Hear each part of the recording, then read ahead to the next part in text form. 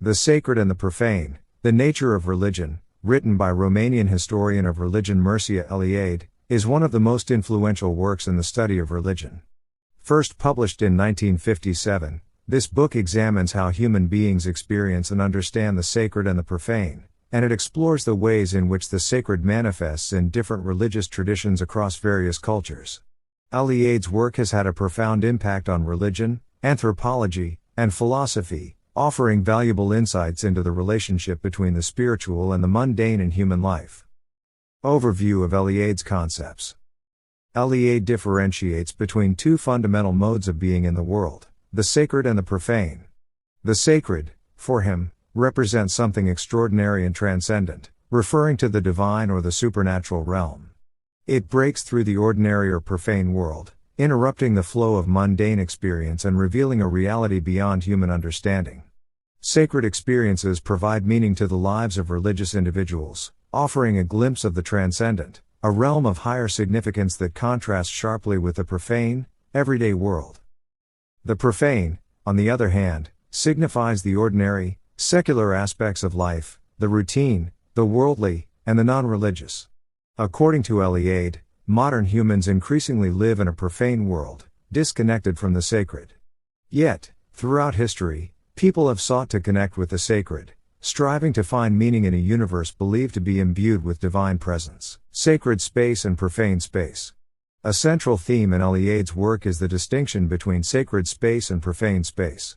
Sacred spaces are set apart from the ordinary world and are considered places where the divine can be encountered. These spaces are often consecrated through rituals or marked by significant religious events.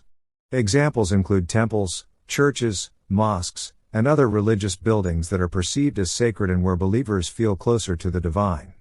These spaces are often seen as the center of the world for worshippers, symbolizing a point of connection between the heavens and the earth. Eliade explains that creating sacred space is fundamental to religious practice. Through ritual, believers transform ordinary, profane space into a meaningful, sacred environment. The act of establishing a sacred space is frequently associated with mythological or cosmological events, such as the creation of the world. In many religious traditions, the sacred space's center is seen as the axis mundi, or the axis of the world, a symbolic connection between heaven, earth, and the underworld. In contrast, profane space is the everyday world, devoid of deeper connections to the sacred. It is the space where we conduct our daily routines, lacking symbolic significance or ritual importance. Eliade argues that in modern secular societies, profane space dominates, while sacred space is often marginalized. Sacred time and profane time. Eliade also investigates the difference between sacred time and profane time. Sacred time is cyclical, repeating itself through rituals and festivals that reenact mythological or sacred events. For instance, religious festivals often commemorate significant moments in a faith's history, such as the birth of a deity, a divine intervention, or a cosmological event. These moments are considered outside ordinary time, and through participation in rituals, believers return to the mythical past when the sacred first entered the world. A notable example of sacred time in Christianity is the celebration of Easter, which honors the resurrection of Jesus Christ. For Christians, this event is not merely a historical occurrence but a sacred moment with ongoing spiritual significance. The annual observance of this ritual allows believers to relive sacred time, drawing them closer to the divine. Profane time, by contrast, is linear and mundane. It is the time of everyday life, governed by routines, schedules, and the passage of events from past to present to future.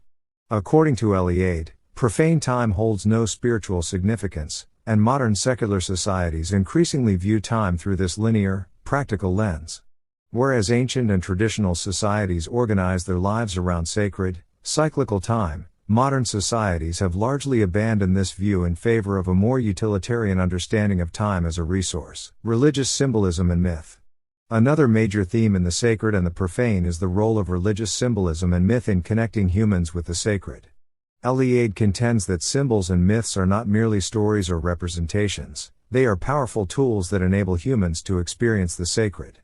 Religious symbols, such as the cross in Christianity, the crescent in Islam, or the lotus in Buddhism, carry profound meanings that transcend their material forms.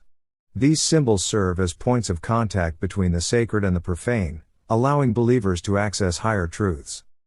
For Eliade, myth is not just a simple narrative but a fundamental way of understanding the universe.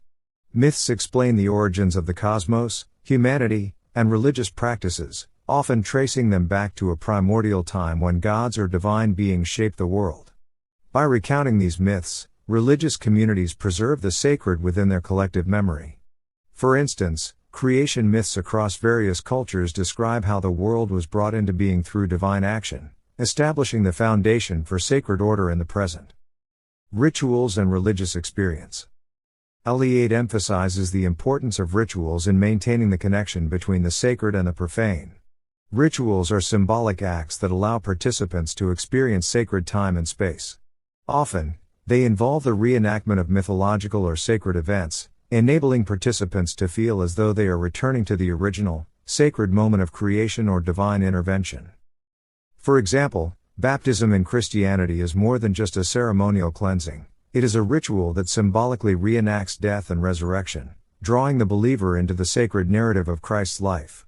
Similarly, Hindu rituals, such as the recitation of mantras or the offering of food to deities, create a sacred space where the divine becomes present in the profane world, the sacred in modern secular society. Eliade laments the increasing secularization of modern life, wherein the sacred is increasingly marginalized, and focus is shifted toward the profane. He argues that modernity, with its emphasis on rationality, science, and material progress, has largely stripped the world of its sacred dimension. However, he notes that the sacred has not disappeared entirely, it has merely taken on new forms. People may still seek transcendent experiences in art, nature, or even political ideologies, which can function as substitutes for traditional religious practices. In modern society, there are moments when the sacred breaks through the profane, even if such moments are rare. For instance, national holidays, public mourning, or celebrations of human achievement can take on a quasi-sacred character, offering a brief connection to something beyond the ordinary. The Sacred and the Profane offers a profound analysis of how the sacred and profane shape human experience.